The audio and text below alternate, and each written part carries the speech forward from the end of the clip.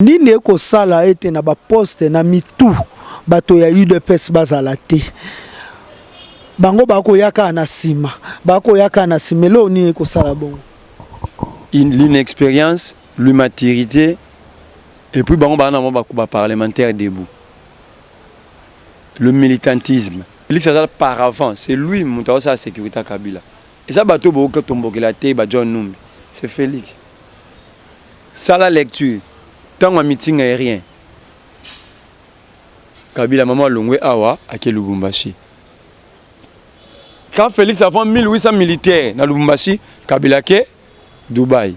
C'est Félix qui protège Kabila. Le plus grand kabiliste s'appelle Félix Antoine Tshisekedi Tshilombo. Bati le roi d'une entreprise n'est pas comme n'est pas côté ciment et il moins cher à Kanga Gabonais na ba 26 500 sacs à ciment à toi Gabonais na chaka na année. Mukeba ya yebiango basaf ba biango bando to ganga ya ona be miso ba ganga ona ba kioske. Ndi bati ya robimsa Gabonais na ba Kanga société ni Gabonais na zonga kombone agano. Basaki simetika la pas bon on tient on avion OK non.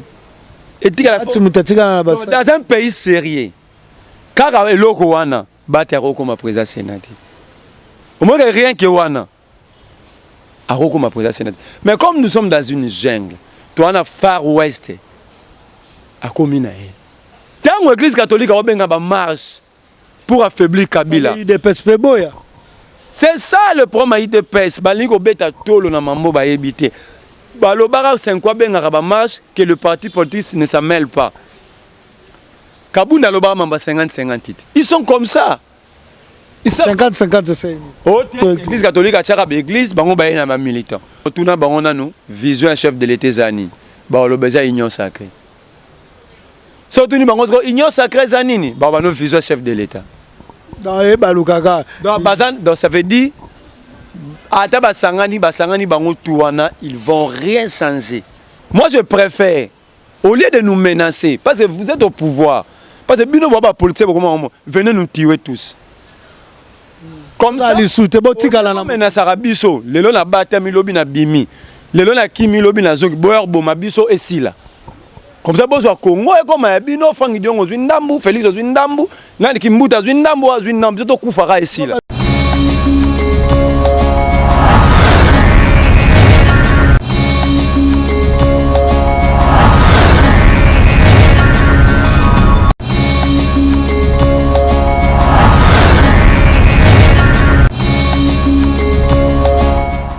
Yenge matondo ingeta losako Trésor King bokosa nyoso mena otika makambo te.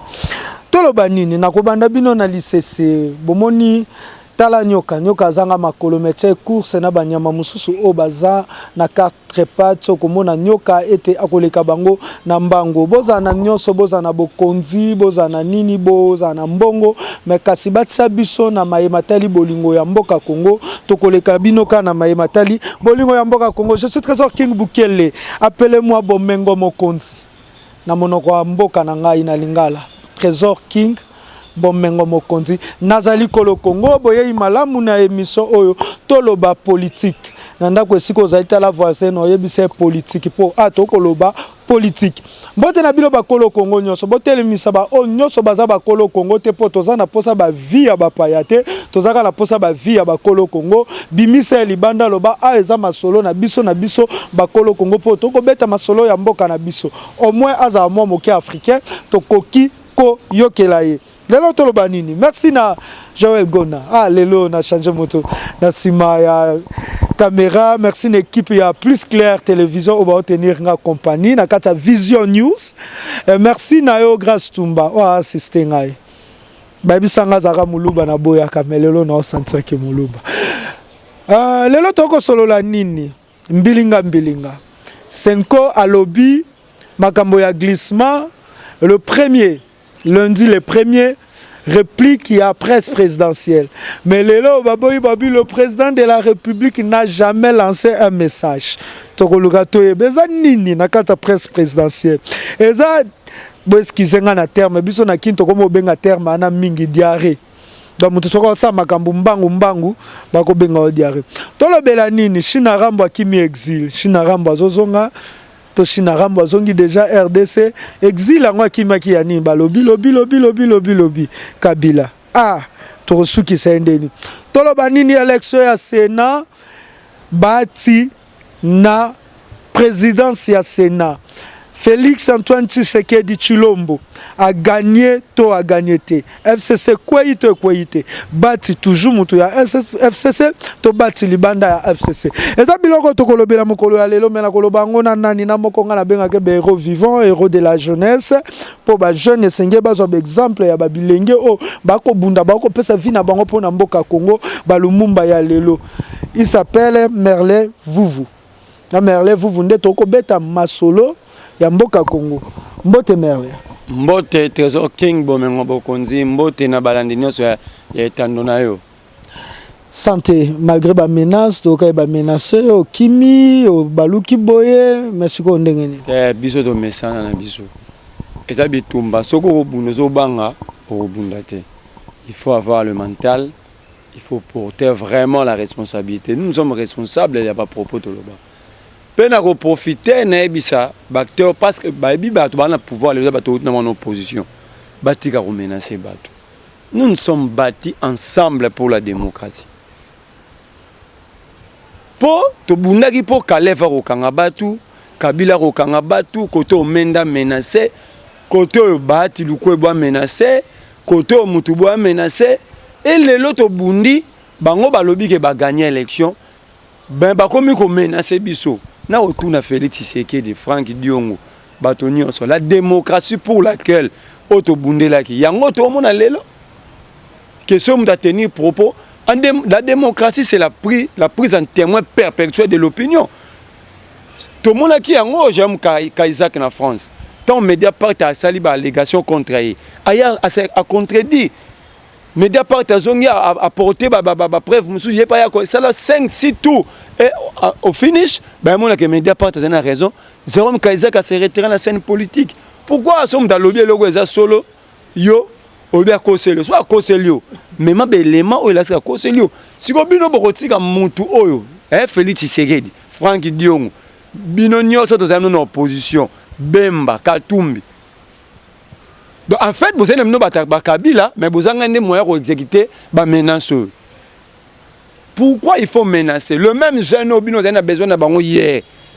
Tu accompagner Bino, les lotos peut mater. Nous avons Joël Kombe, tu nous vas plus clair menacer.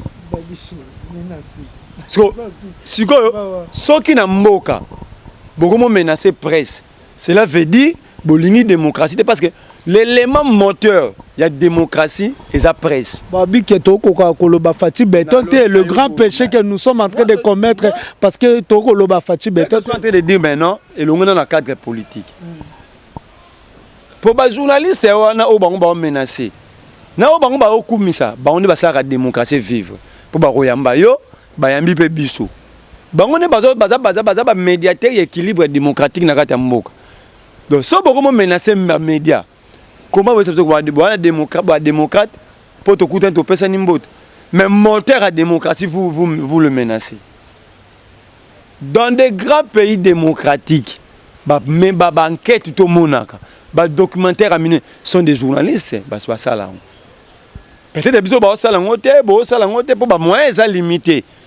Et puis espace de s'exprimer est limité na babilo wanengwa. Parce que place yo ça la vraie enquête sur Félix, sur Martin Fayoulou, sur Katumbi, sur Bemba. Zobanga sur Saliango Bemba menacer, Katumbi menacer, c'est-à-dire ils sont en train de restreindre la démocratie, les champs de la démocratie, en prétextant que ça va démocrate. Merci beaucoup comme la démocratie, na ebi que si je me retrouve baki César, mbilinga ye mama ye mopeli susu. Je vais ajouter une chose. Moi je préfère au lieu de nous menacer, parce que vous êtes au pouvoir, parce que bino baba politique venez nous tuer tous. Comme ça, les sous, menace arabiso, les lona bata milobi na bimi, les lona kimi lobi na zogi, boyer boma biso et si là. Comme ça, bozo Congo et comme bino Franck Diongo zwindambu, Félix zwindambu, nani kimbuta zwindambu, zwindambu, to kufara et si là. Franck Diongo ba ko menace pour nani. Moi, je suis un démocrate, je suis respectueux des textes de mon pays. Moi d'abord je fais la politique. Ngaso nazolo banalo ba pona bino ba journaliste.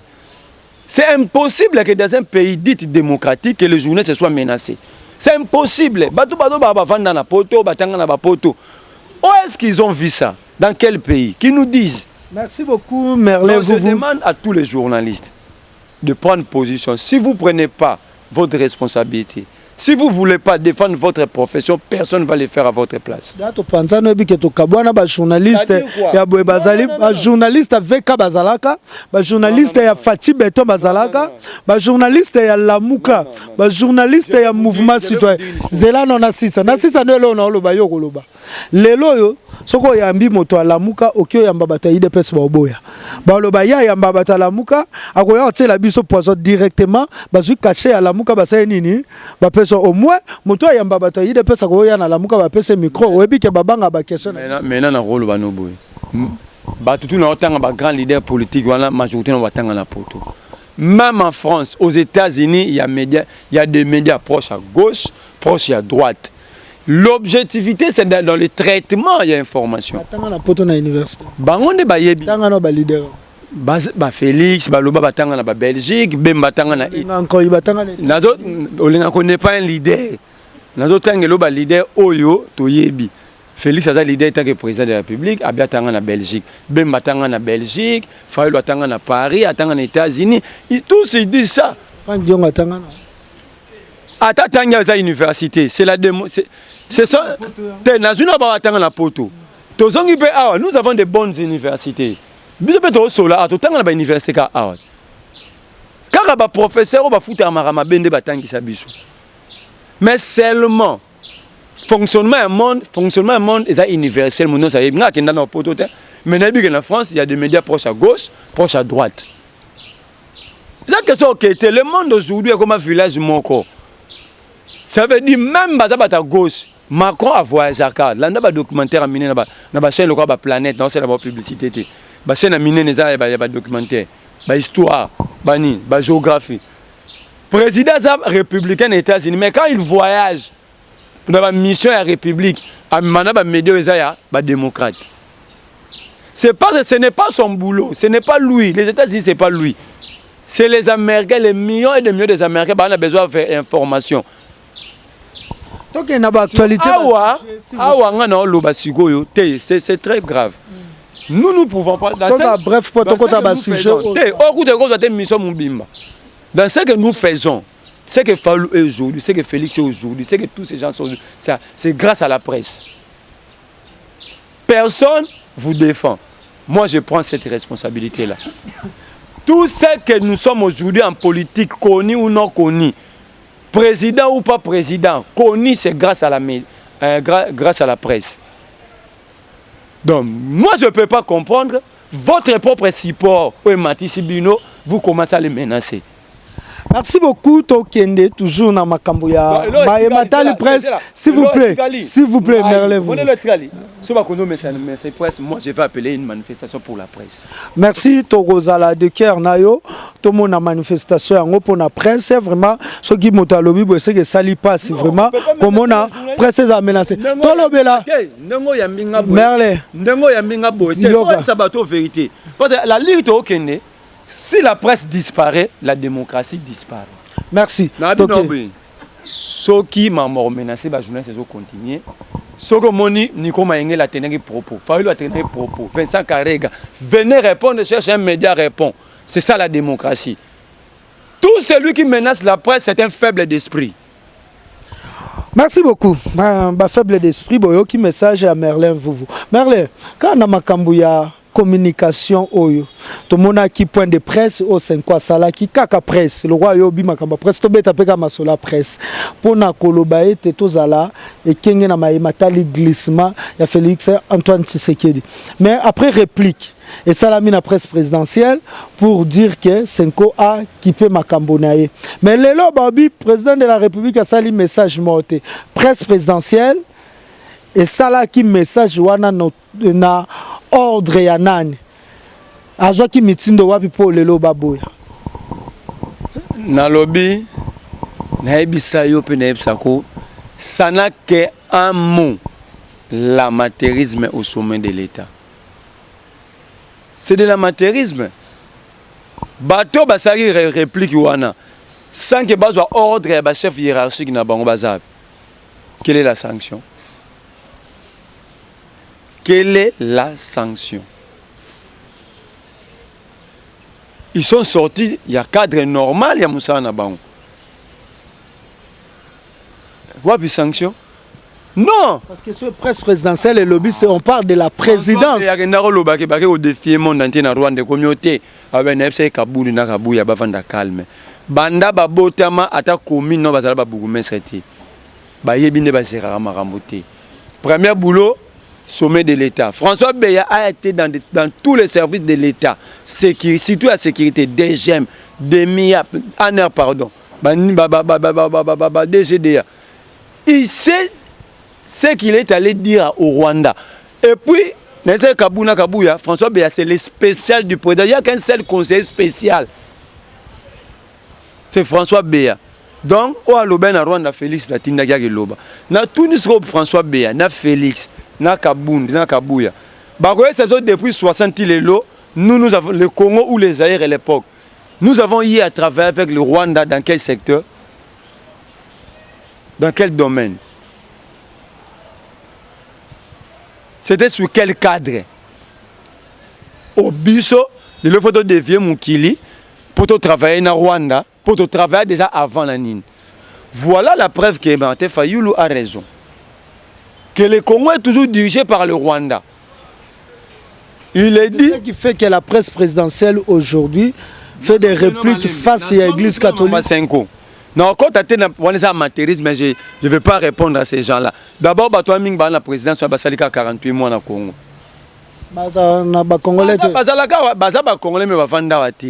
Donc, ça, tout n'y est. Routchou, na virung et kangami côté nini, ça problème. Ça va peser examen d'État. Basali 48 mois na Congo. C'est pour cela que l'histoire à Congo.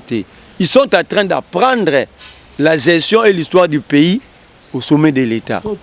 Minemboza sud to nord Kivu. Olanda ku yomo baloba nord Kivu. Baloba ku Minembo nord Kivu. Baloba ku Minembo nord Kivu. Car même presse présidentielle wana. Cela veut dire quoi? C'est de l'amateurisme au sommet de l'État. On ne peut pas venir au sommet de l'État pour apprendre.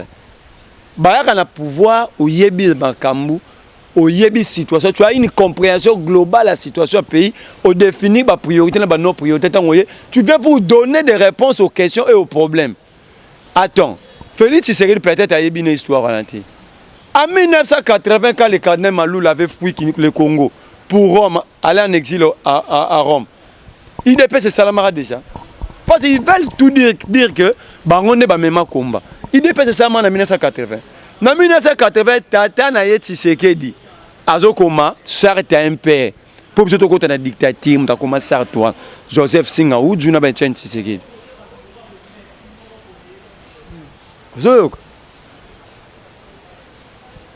Charte à un père, c'est écrit par Joseph Singa ou Djuna Benchen Tshisekedi. Parti unique. Parti unique. Oh, bah, fait là. Mais voilà déjà catholique. Azo bundana dictature à Mobutu. Na Congo Oyo, il n'y a pas une église qui a accompagné le peuple congolais plus que l'église catholique. Guerre combat indépendance, à part Simo Kimbangu, à part Kimbangu, l'église catholique a accompagné Bisso dans le combat indépendance. L'église catholique, le meilleure école que nous avons ici. Les universités, c'est l'église catholique. Yemoro Félix a commis président na cause ya combat ya 5 wana. Félix bango ba église catholique a confondre ba rôle. Tant l'église catholique a benga ba marche pour affaiblir Kabila. C'est ça le problème de PES. Balingo beta tolo na mambo ba yebité. Balobara 5 quoi benga ba marche que le parti politique ne s'en mêle pas. Kabunda Loba Mamba 50-50. Ils sont comme ça.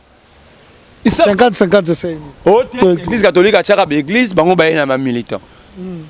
O ba tona ba l'église té, les ba parti politique. Tout ni Kabunda ba l'église ba randé ni ba parti politique ba randé ni a okoloba té.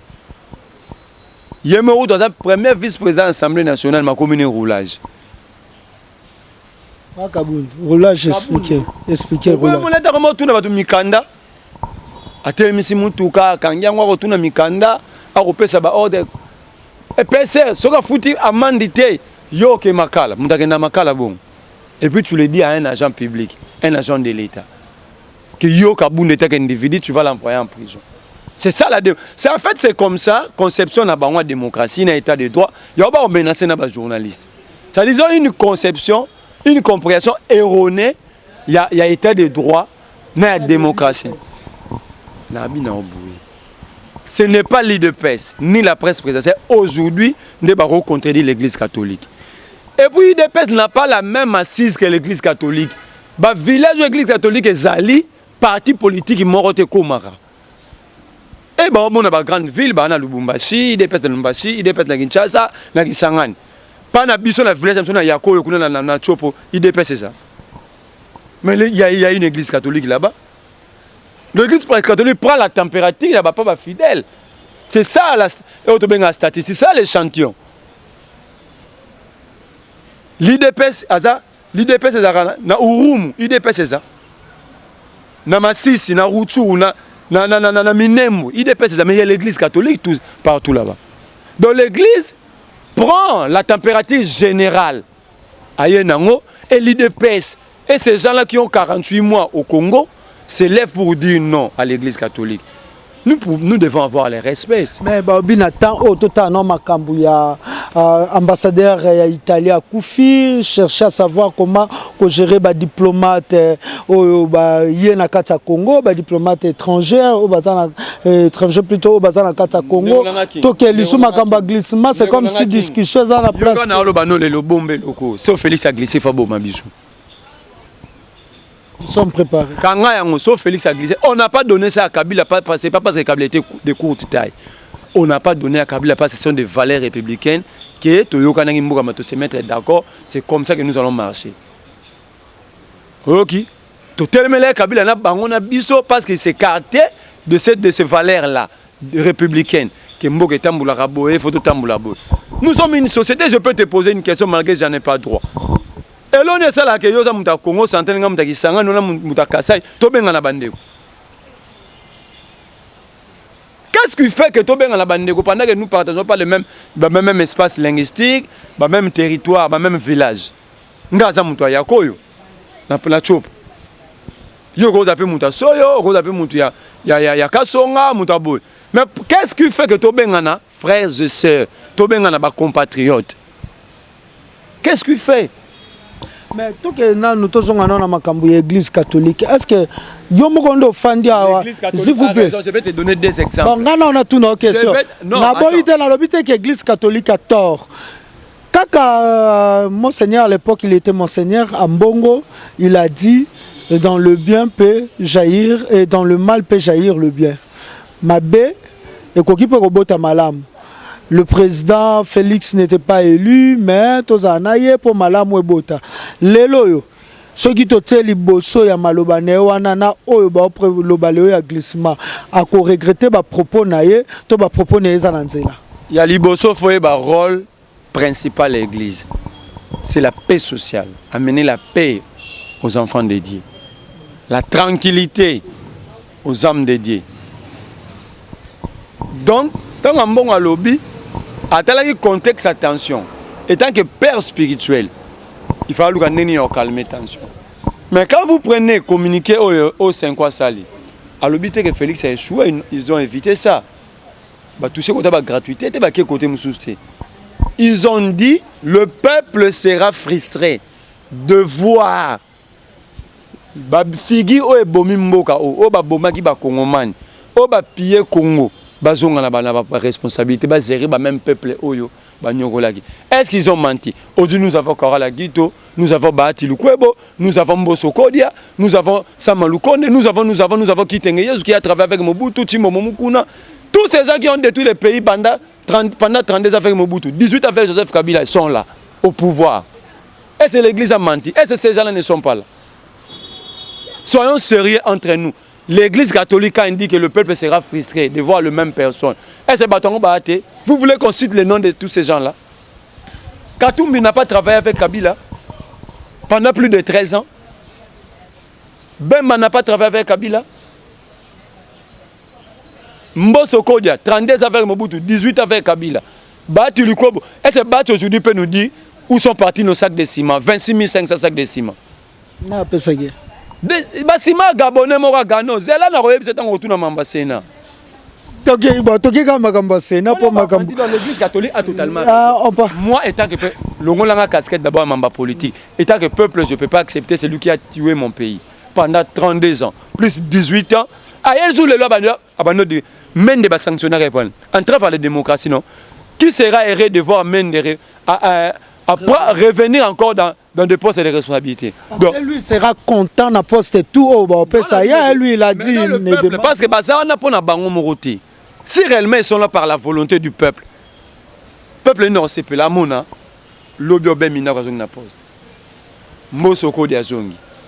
Déjà, déjà tout le banon, même les députés qui ont signé la pétition pour Jani Mabunda Zate, signé pétition pour Alexis Tambo Mwamba Zate, négligé bango, bengi consultation na bango Zate.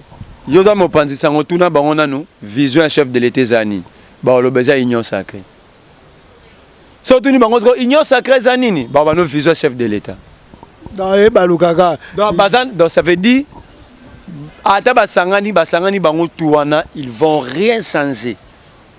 Congo va changer tena bango parce que c'est lui qui est en tête.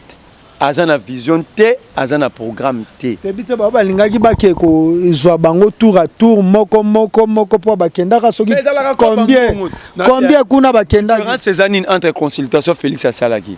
Bah tu le connais parce qu'il est informateur. Ce que le premier ministre a la consultation. Donc il y a ministre moko ministre moko pas comme consulter. Dans le mort comme il y a ba cabinet n'est pas mort comme il y a ba pépé na ba consultation. Maintenant tobeta li solo il y a déboulonnement, il y a système dictatorial qui était le système FCC. Aujourd'hui, en tant que peuple, tu diras que le système FCC ou le système dictatorial, la Kabylie, qu'on avait toujours tendance à rebengango la Kabylie et Zalito Ekei. Parce que dans le Sénat, on avait le bombardeur des avions. Alexis Tambo Mwamba, bando salaba tu passe babi. Ce qui Félix Alongwe, bolingi nani a remplacé Alexis Tambo Mwamba. Ce qui Félix Alongwe, bolingi ale. Mais aujourd'hui, tous en a Bahati ou Alongwe qui déjà dans maboko à Kabila, azaki na AFDC. Vous ne voyez pas que non, Félix gagne déjà Makambo la kaki peuple. Tuna Bahati Lukwebo. 26 500 sacs de ciment et Kendawat. 26 500 sacs de ciment ou taki wapi pour ne kende wapi. Bozara la période où la Kishasa ciment importé côté comme moins cher. Botozara c'est lamentable. Oh, ndeni ciment et où ta Congo central était comme cher. Aux autres Liban ne vous pas taxe mine était moins cher. Il y avait un Gabonais à Gano. Alors quand ça ciment à bonne et difforme. Bah tu le roi d'une entreprise n'est pas comme n'est pas côté ciment et était moins cher. À Kanga Gabonais on a 26 500 sacs de ciment. Azwa Gabonais na chaka na année. Mukeba ya yebiango basaf ba biango bando to ganga ya ona be miso ba ganga ona ba kioske. Ndi ba ta ko bimsa Gabonais na ba kanga société ni Gabonais na zonga kombone agano. Basaka simetika la pas bon on tient on avion OK non.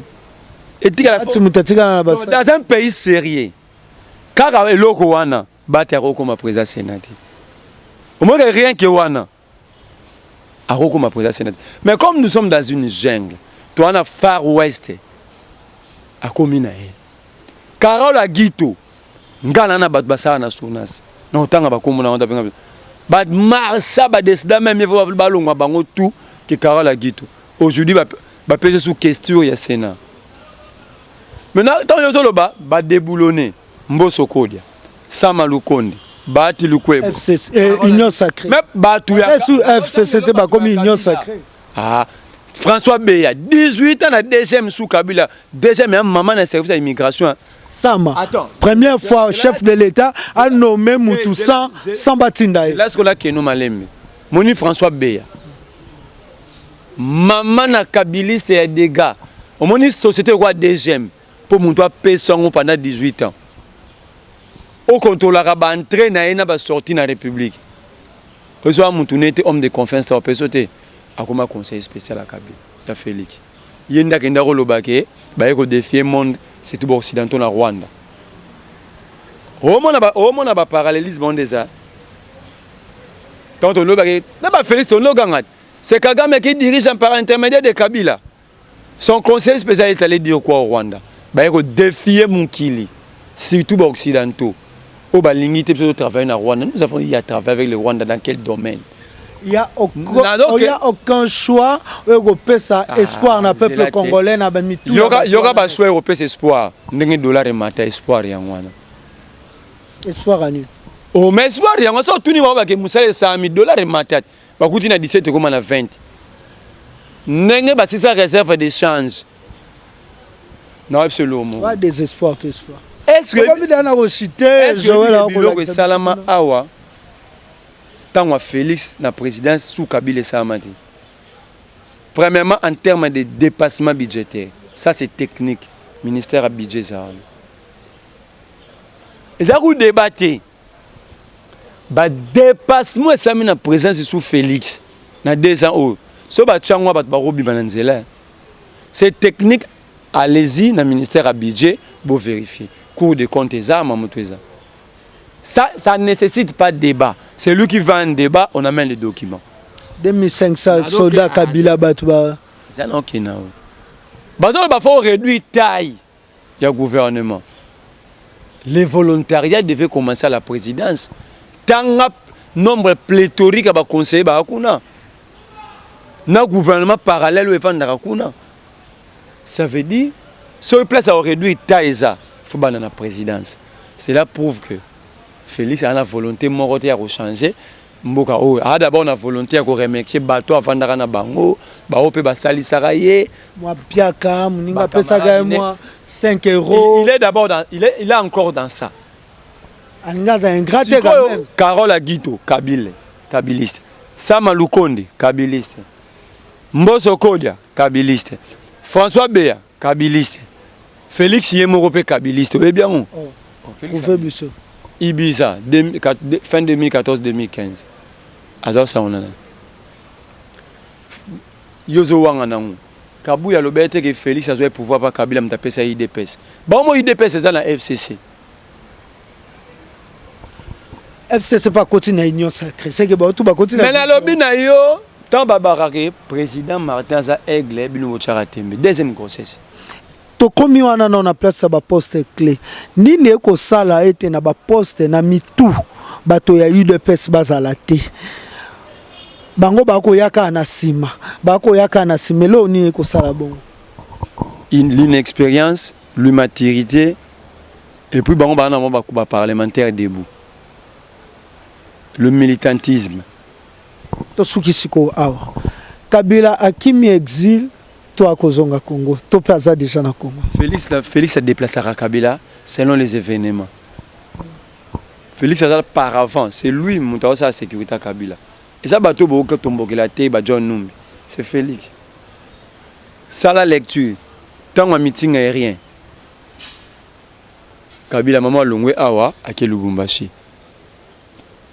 Quand Félix a vendu 1800 militaires dans Lubumbashi, Kabila ke Dubaï.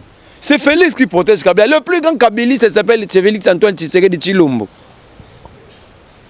Merci Lilo Basuka Nayo, pe numéro de téléphone. 5 minutes sur le nom membre ya Lamuka.